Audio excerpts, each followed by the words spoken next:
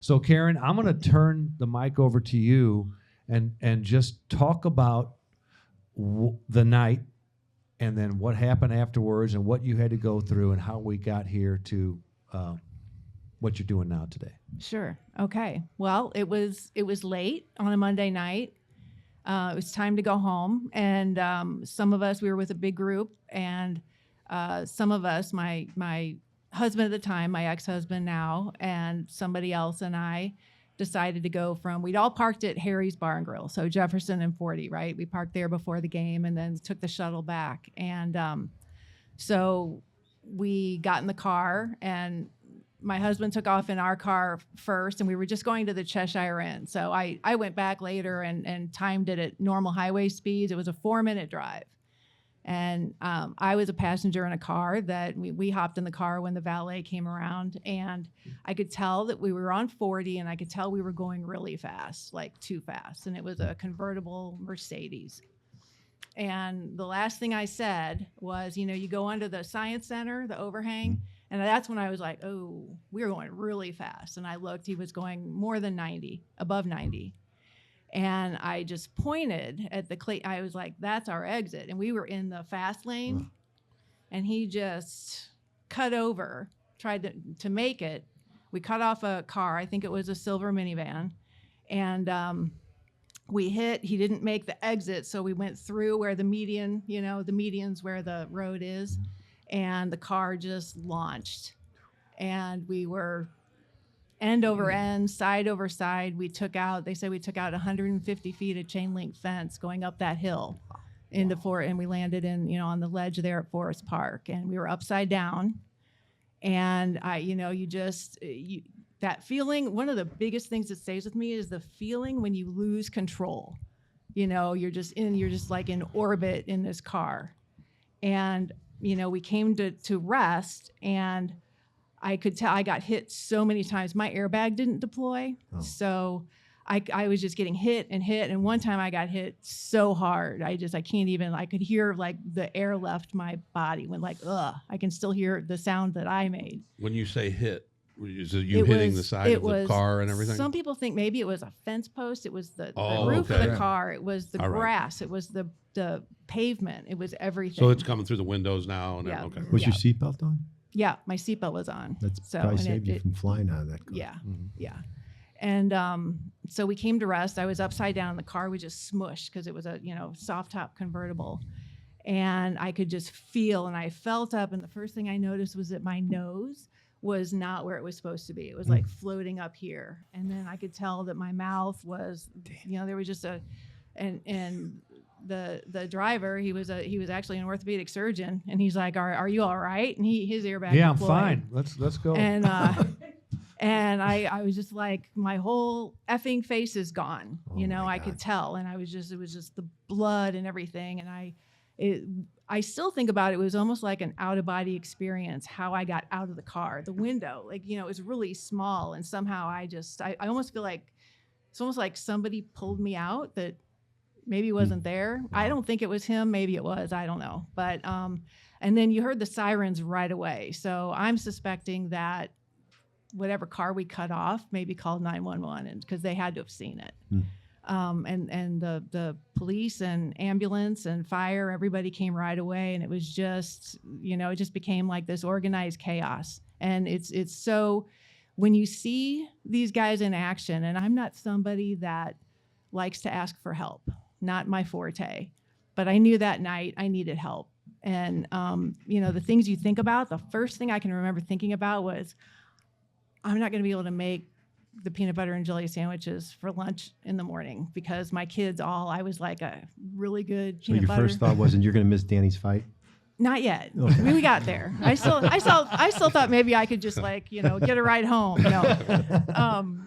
But I made peanut butter and jelly sandwiches every morning for both my kids and the neighbor kids. And I was thinking, oh my God, I don't think I can clean this up and get home before they wake up in the morning, So, and it takes a while to realize that your whole life just changed. Right. Everything has changed. And I can't hide this from everybody. I can't just fix it and go on. I'm in big trouble.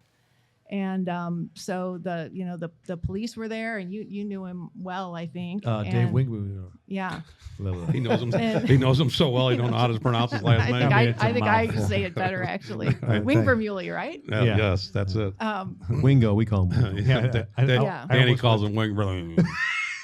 But yeah, so I mean, the whole thing just started unfolding, and it's like kind of organized chaos. And they've got me on a backboard, and they're doing all this stuff, and they were trying to call. I was somehow said like, that my husband he was right there. I mean, he actually said later, I think that he saw the lights, the emergency lights, but I think he was just afraid, and so he just drove straight home like, oh shit, I think that was them. So, anyway, and so.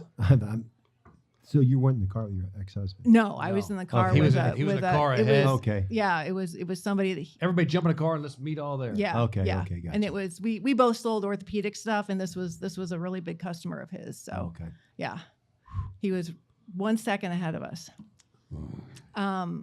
So yeah, everything just started to play out, and the firemen and everybody, and they wanted to call him, and the driver of the car he should have known his number, but he was kind of flustered, and so I was doing it with my bloody fingers. So I'm going like 6 2, giving them the numbers, and so they call the number, and I had it. It rang in my purse.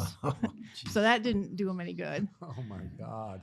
So it was just This is one of them nights now. yeah. It was Holy cow. It was a little nuts. It was chaotic, but I think you could tell their priority was to get me where I needed to be, and so they got me loaded up in the ambulance. And one of the things I remember in the ambulance, other than just the motion of it, was they put the oxygen mask on my face. Nothing has ever burned. I mean, you might as well just taken a blowtorch to the open exposed tissue on my face. And I just kept pulling it off, and they kept putting it Tom's back on. struggling over here. Thank God I didn't eat before this. Sorry. Yeah, you can tell me to but stop. one of the No, things no, you you said, keep one of the rolling. things that you were saying is that you were using your fingers to give the phone number, and why couldn't you talk? So I don't know. Because my jaw was missing, like my jaw, my maxilla. I don't know if I wanted to hear that. But My upper jaw was just blown free out completely out of my Okay. face. Oh, my Okay. gosh. Carrie, can you And- get Tom hooked up to the machine now? I don't. No, it's actually I can't. It's on a doctor's order, so a licensed provider has to do it. So he's Okay. going to have to power We'll get to through. that later. Yeah. So yeah, I mean, it was just absolute chaos, and it didn't end there. That was traumatic enough. But then when they got me to the hospital and all the chaos in there, which is, again, it's like organized chaos, the orchestra of what all of the doctors and the nurses do. And I heard at some point that the fireman and maybe Officer Wingo. Somebody, I learned somehow that they hung around and they went looking for my jaw, because they were thinking if they could find it, maybe the surgeons could put it back in and things wouldn't be so bad or whatever. So I don't really know that it works like that, but I really, and that's what I tell Danny, that somebody would do that for me. We're 20 plus years later, that somebody, these strangers all kind of came out of the dark of night and just rescued me. And they were willing to do, whatever it took, as much as they could to see me through. And, I don't know how that doesn't stay with somebody. right. So, and you guys do it every day. Well, you have a vivid. Obviously, this is a night that changed your life, and your recollection of it is a story like that. There was a lot of heroes around too, that Tons. really that just Surrounding me. they were just trying. That's Yeah. all they could do is Yep. try, and even the doctors. And I mean, like you said, it's chaos, but it's what they practice on, and it's what they know best, and that's why they're really good at it. Yeah.